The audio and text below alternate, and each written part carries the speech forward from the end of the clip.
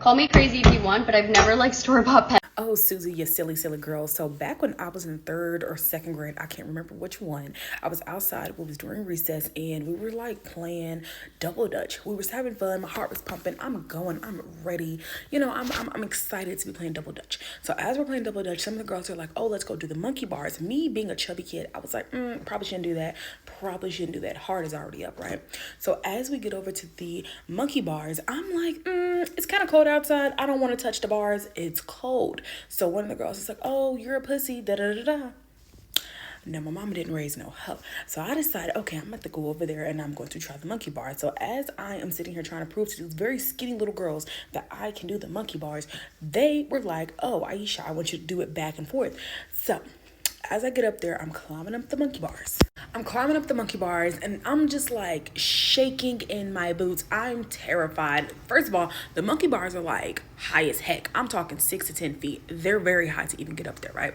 So as I'm going up there, I'm like, once again, you have the time to get back down on this little ladder thing, right? So I hit the first one, I grabs it, and they're like, okay, so go girl, do it. At this point, peer pressure is at an all-time high. I'm trying. Okay, so I start during the monkey bars. I hit the second one, fall completely on my back, right? All the breath, the air, everything was sucked out of my body. I'm there on the ground for a good little while, right? And I'm telling everybody, I can't breathe. I'm on the ground telling people, I can't breathe. I cannot breathe. I cannot breathe. I am not able to breathe.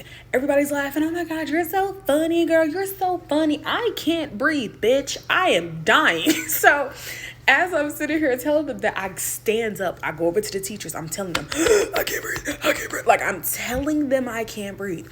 So the teachers are like, go get in line. We're about to go inside anyways. Like, why are you in our faces? Remove yourself. So we're going up the steps to get back into the school, and I'm still like I can't catch my breath. I'm telling these people I cannot breathe.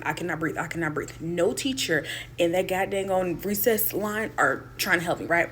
So instead of me going back to the classrooms where everybody else is going, I was like, let me go to the front office because the nurse and the receptionist, they rock with your girl because I'm always in there sucking on my inhaler, right? So I go in there, I tell the receptionist, I'm like, I can't breathe. I look this woman dead in her eyes. And she was like, you cannot what? She calls the nurse. The nurse gets on the phone with 911. They call me an ambulance. At this point, my cousin at the time, I guess we can call him my cousin, it was my mom's best friend's son. I grew up as cousins or whatever.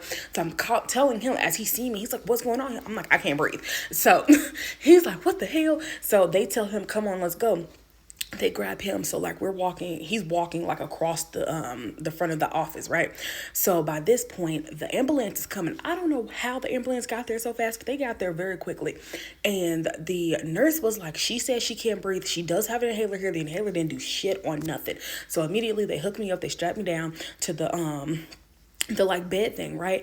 I have never been down the steps on a stretcher until that day. That was the scariest thing because those steps was very steep, right? So they get me to the back of the ambulance. The man is giving me a breathing treatment. By the time we get to the hospital on like the road, we're about to turn into the hospital, I'm realizing I can catch my breath. They gave me the breathing treatment. The breathing treatment worked. I get to the hospital. My mother, by this point, I'm at the hospital. She's already there pulling up, right? So oh my gosh.